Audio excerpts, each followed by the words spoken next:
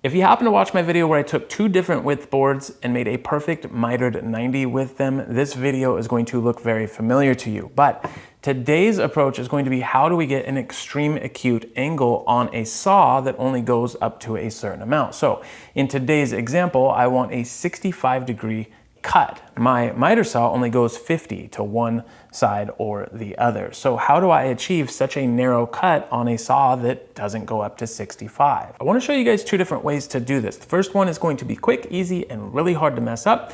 The second one's a little easier to mess up, but it just might be more beneficial to you. So let's take a look at both of them. Let's start with the quick and easy. All right, to do quick and easy, we first need to determine where we need to adjust this table to.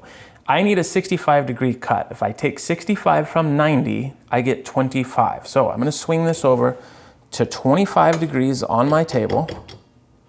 I'm gonna lock that down. That's where I'm gonna make my first cut. I'm gonna use this piece of MDF, and we're gonna make an auxiliary fence. I'm gonna fasten it to the fixed part of my table with a little bit of double-sided tape. And as I've said before, if you're not a fan of double-sided tape, it's probably because you're using the wrong tape. So I'll leave the good stuff down in the description. I'm simply going to set this on here just like I would cut anything else, up against the fence, flat down onto my table, and then I'm gonna make one single cut right here.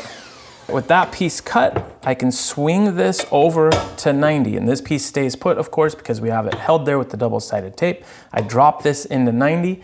Now all I have to do is just put a simple piece of tape right here,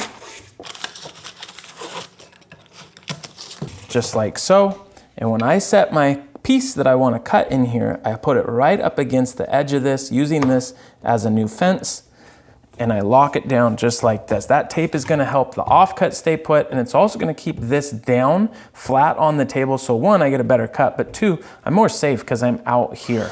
And with that locked down, I can go ahead and just make my cut. Now it's easy just to remove this scrap just like this. Very easy to remove our tape. We can get rid of our fence if we need to. And now I have a perfect 65-degree cut. Now remember, that's not what this angle is. This angle is actually 25 degrees. But because we established that 25-degree angle ahead of time, when we make that cut on 90, it just automatically makes this a 65-degree cut. It's pretty cool. Now, let me show you the other way, because again, the other way might just work better for you. I'm gonna take the same approach I did before. We're gonna fasten down our auxiliary fence with some double-sided tape, but this time, I'm automatically just gonna cut it at 45 degrees. All right, now we can push this back to 0, and from here on out, whatever angle we need to cut, we just take 45 from it, and then we set our saw to that number. So to keep it super simple so you can understand this, if I wanted a 45-degree cut, 45 from 45 is 0, I'd set my saw to 0, and this is the end result. A nice clean 45-degree cut. Now in our example, we wanted a 65-degree cut. So 45 from 65 is 20.